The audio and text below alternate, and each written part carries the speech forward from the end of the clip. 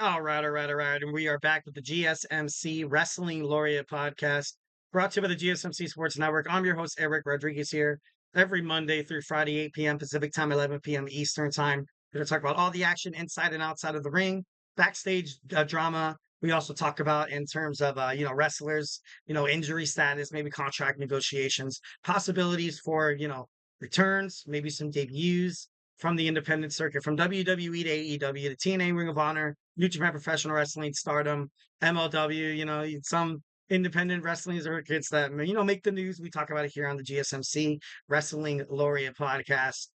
So yeah, I got a chat right now from 20 CMJ02. Yes, hi Eric, Insider Report. Hey man, hope everything's swell for you on this beautiful Tuesday night. Hope everything's great for everybody. We definitely love and appreciate everybody watching right now. 1,010%.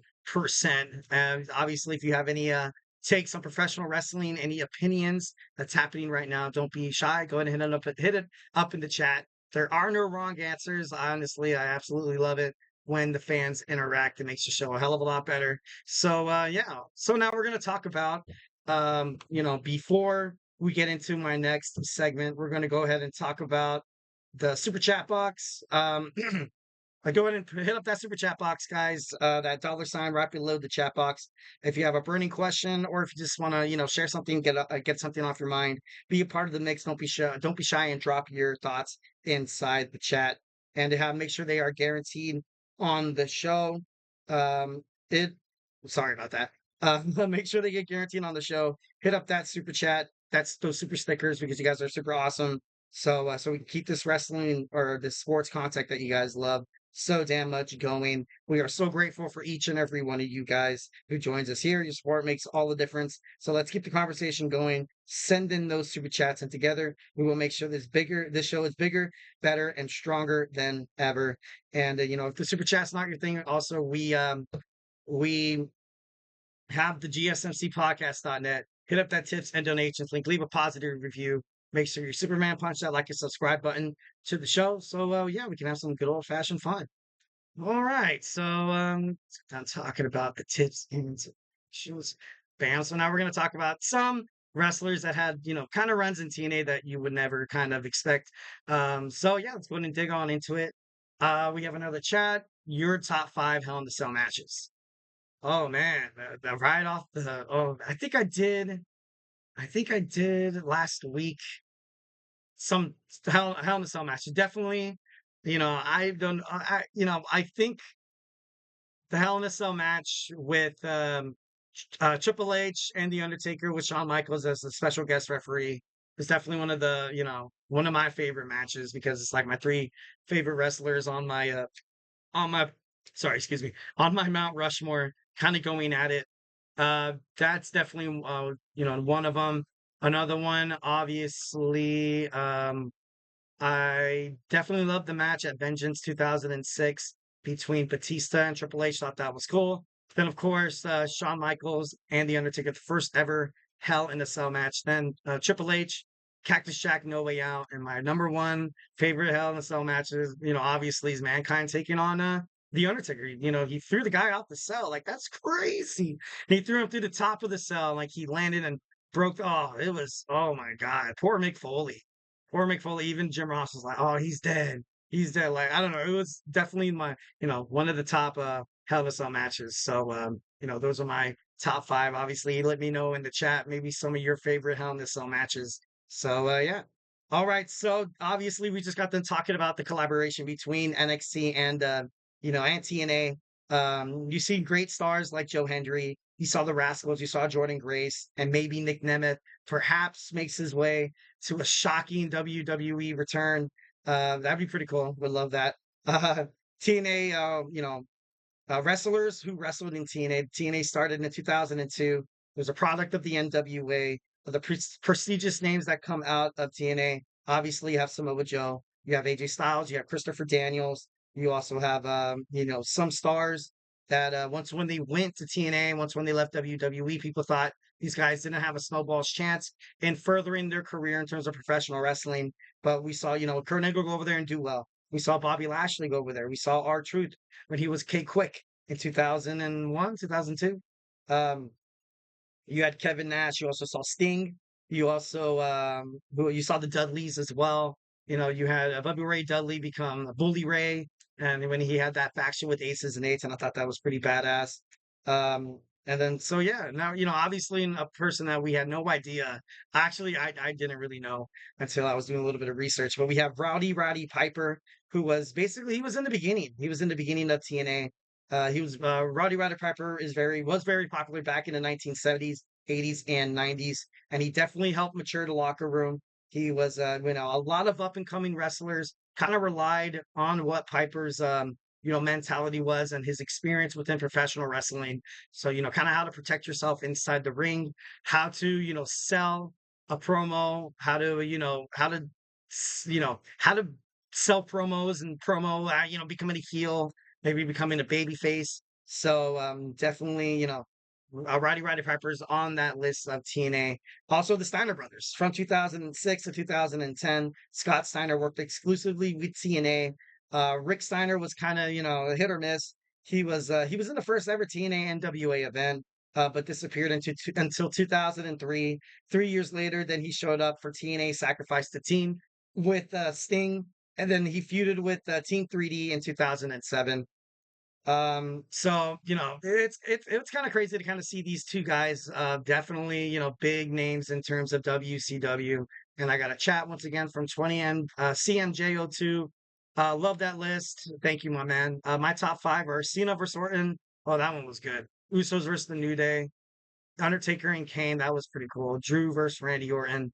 Um, I think those are amazing matches. 1,010%. I think in nowadays wrestling, I think they needed big matches like that, like kind of what you have with the Usos in the New Day.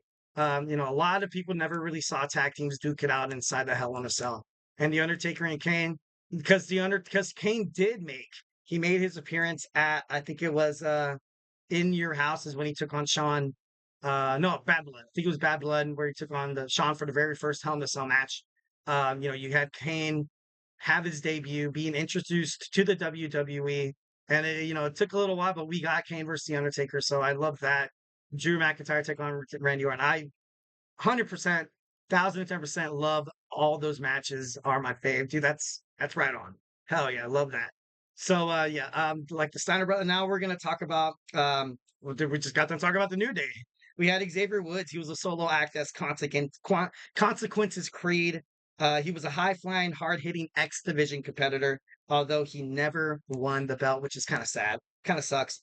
Then he had a tag team collaboration with Jay Lethal, and they became the Lethal Consequences. But he was released in March of 2010. So, but he had a nice run in TNA.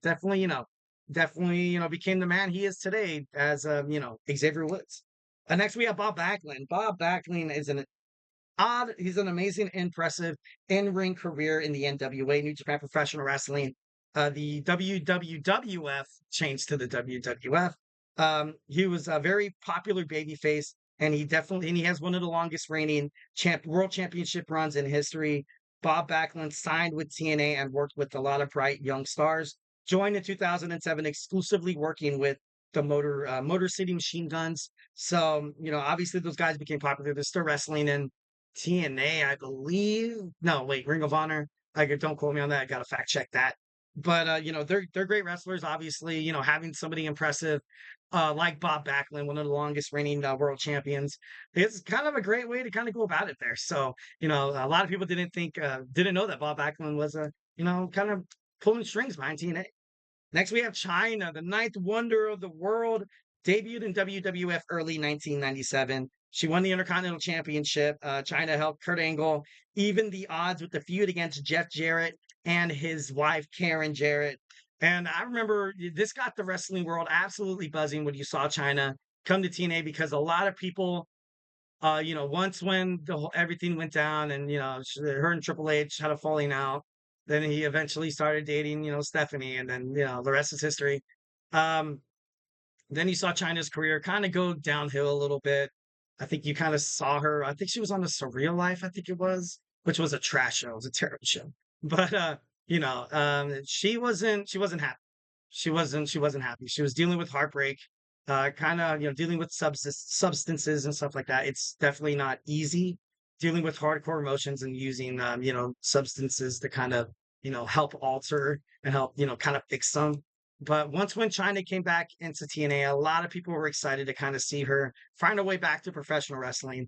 I thought she was going to kind of have a longer run than she did, but tragically she passed away. But her run in TNA was the last wrestling run that that the fans definitely definitely remember. And like I said, I kind of sad, kind of sucks. Would have loved to see her kind of wrestle more and just she was a good she was great. She was great wrestler. Next, we have Kazuchika Okada. Before becoming a legend in New Japan Professional Wrestling, he had historic title reigns. He dominated the G1 Climax tournament, and he's the king of five-star matches, according to Dave Meltzer, which is kind of crazy. In 2010, he joined TNA. The Rainmaker was born, but wasn't successful. During TNA, he lost a lot, and according to Pro Wrestling Insider, it ultimately damaged TNA's relationship with New Japan Professional Wrestling. He left for New Japan Professional Wrestling in October 2011 for a fresh start, and bam, lo and behold, the Rainmaker, Kazu Okada was born, and definitely being a complete badass and a legend in New Japan Professional Wrestling, and even all Japanese wrestling and stuff like that. All right, so we're rapidly running out of time, like rapidly running out of time in this segment. So, this kind of, right, fire right out of the cannon. We have Randy Savage. Didn't know Randy Savage had a brief run in TNA, but, anything with the Macho Man, Randy Savage, oh, yeah. Gotta love and respect. I thought that was pretty cool. Diamond Dallas Page was in TNA. He helped a lot of the young talent, 1,010%. Obviously, he did kind of make his way back to WWE behind the scenes. Now he kind of does DDP yoga, and I guess it works. I guess I've been looking online and stuff like that, and it's impressive. And we kind of mentioned this. We had K Quick, we had R Truth, but overall, I kind of love the fact that R Truth made such a name for himself in TNA, and then he made it back to WWE. Obviously, one of the best 24/7 champions in the world, which is I know how you guys feel about the 24/7, the belt and stuff like that, and I honestly feel that way too. Next, we have the Young Bucks. The Young Bucks, they were known as Perfect Me or something like that, but they had their career started in TNA. They were absolute nobodies. Eventually, they would lead to go to the independent circuit and become one of the best known tag teams around the independent circuit in professional wrestling. Ring of Honor, had it all started in TNA. All started in TNA. These guys are from Rancho Cucamonga, which is in Southern California. So I thought that's pretty cool. CM Punk, obviously, CM Punk, very young, very young when he was fighting in TNA wrestling. Ultimately, kind of shaped, become, he was impressive. WWE had their eye on CM Punk even when he was in Ring of Honor. So. And then lastly, we have Drew McIntyre. Drew McIntyre was essentially promised to be the next guy, next Vince's guy in WWE. Kind of had a little bit of shortcomings, a couple of injuries to the point where he wasn't really up to perform to the standards that a lot of WWE creative hoped he was. Then he got released, went down to the independent circuit, had to recreate himself. He kind of went from nothing to something. Not that it was nothing working in the. I'm just talking in terms of kind of like on the biggest spectrum and stuff like that. So, Drew McIntyre absolutely killed it, made it back to WWE, where he's one of the biggest stars on the Monday Night Raw roster. So definitely love and respect TNA. Obviously, a lot of young talent kind of go there to kind of, kind of find themselves, kind of bounce back a little bit there. All right. So we got done talking about wrestlers who, made a run in TNA for a little bit. Now we're going to talk about my next segment. WWE is scouting Zila Fatu and becoming the next Bloodline member to make an appearance, maybe for Team Roman, maybe for Team Solo Sokoba, and randomly kind of thrown out. I kind of read an article about it. Maybe The Rock gathers up his kind of side of the story where you kind of have three people heading for that, tribal chief title. So we're going to talk about this when we come back. So hey, do not go anywhere.